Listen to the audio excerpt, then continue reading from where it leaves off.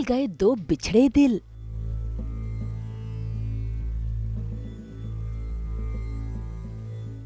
वैजू और राणा के प्यार की कसक।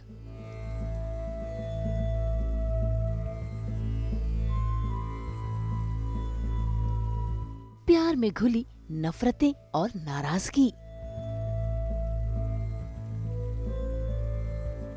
स्टार प्लस के सीरियल माटी से बंधी डोर में आखिरकार 7 साल बाद राणा और वैजू दोनों एक दूसरे के सामने आ गए हैं।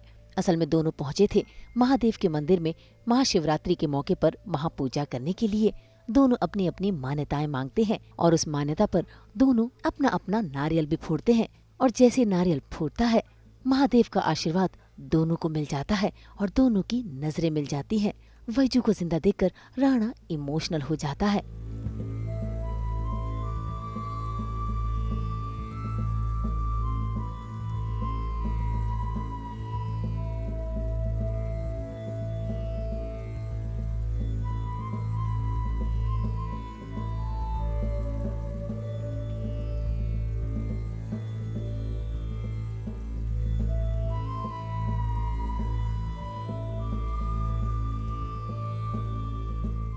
I can't believe तुम जिंदा।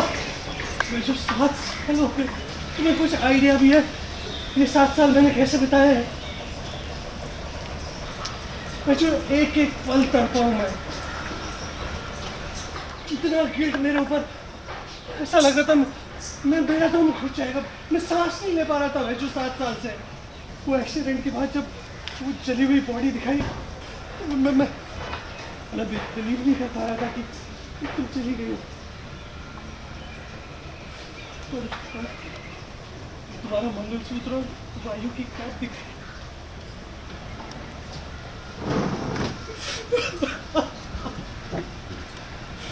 तो मुझे यकीन करना पड़ा। इन 7 सालों में एक पल भी ऐसा नहीं जब मैंने तुम्हें मिस न किया हो, तुम्हारे लिए मैं तड़पा ना हो, तुम्हें याद न किया हो। तुम्हारे नंदी महाराज से रोज हर वक्त हर पल बस प्रे करता रहा। बस एक बार मेरी वैजू को मेरे सामने। भाई वैजू को जिंदा देखकर राणा खुश तो बहुत होता है, लेकिन साथ ही उसे नाराजगी भी होती है, क्योंकि जिंदा होने के बावजूद भी वैजू उससे मिलने जो नहीं आई। ऐसे में राणा वैजू पर अपनी नाराजगी जताता है और तो और वैजू भी उसका करारा जवाब देती है, क्योंकि राणा ने उससे वादा जो लिया था कभी न घर आने का। इतना ही नहीं, वैजू ने तो दुखती नफ्स पर हाथ रख दिया। जया का नाम बीच में ले आई, जिसे सुनते ही राणा का गुस्सा भड़क गया। वैजू की इतनी नफरत, इतना गुस्सा, इतनी ईगो, तुम सोच भी कैसे सकती हो कि मेरी जिंदगी में तुम्हारी जगह और कोई भी आ सकता है? मुझे भी ऐसा ही लगता था।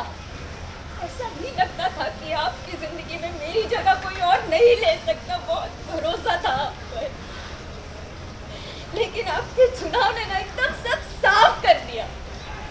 आप जया को तो घर ले आए, लेकिन मुझे नहीं रोका।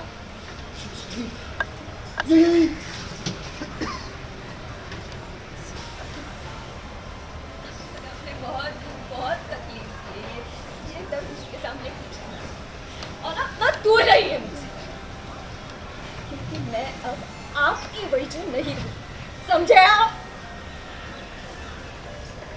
जिंदगी से निकाल दिया, घर से निकाल दिया, और आप पूछ रहे वापस क्यों नहीं आई? क्यों आओ? क्यों आती? जया की दोस्ती आपके लिए अपने बीवी से, बच्चे से ज्यादा जरूरी थी। वाह वैजू, वाह वाह।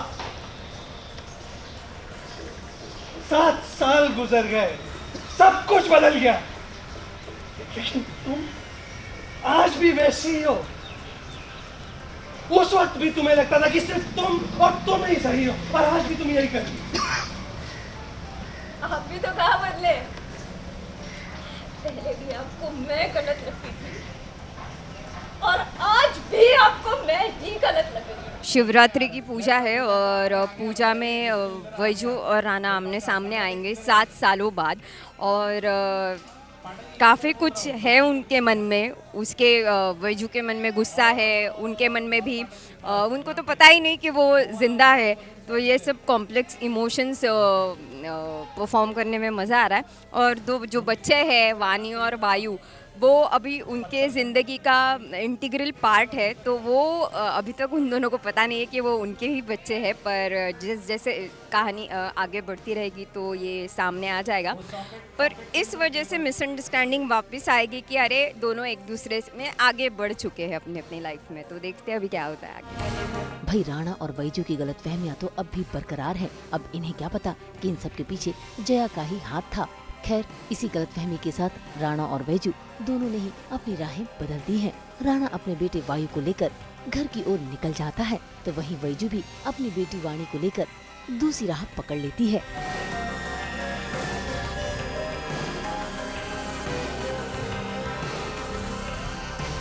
लेकिन कहानी में ट्विस्ट तब आता है जब आधी रात में बैजू के घर लाइट चली जाती है और उसे अपने सामने वायु दिखाई देता है, जिसकी हालत खराब हो गई है। ऐसे में उसकी इस हालत को देखकर बैजू परेशान है। अब देखना होगा कि क्या बैजू को पता चल पाएगा कि ये वायु किसी और का नहीं बल्कि राणा और उसका ही बेटा है। मुंबई से रोशनी विश्वकर्मा के साथ ब्यूरो रिपोर्ट। हम तो घोलते ही हैं आपकी जिंदगी में 24/7 एंटरटेनमेंट की मिठास। तो अगर आपको ये वीडियो पसंद आया है, आप इसे लाइक करें, कमेंट देके अपनी राय जरूर दें। ऐसे ही एक्सक्लूसिव कंटेंट के लिए हमारे चैनल को सब्सक्राइब जरूर करें। अगर आप ये वीडियो फेसबुक पर देख रहे हैं तो हमारे फेसबुक पेज को भी फॉलो करें। नाम तो आप सब जानते ही है ना, सास बहू और बेटियां।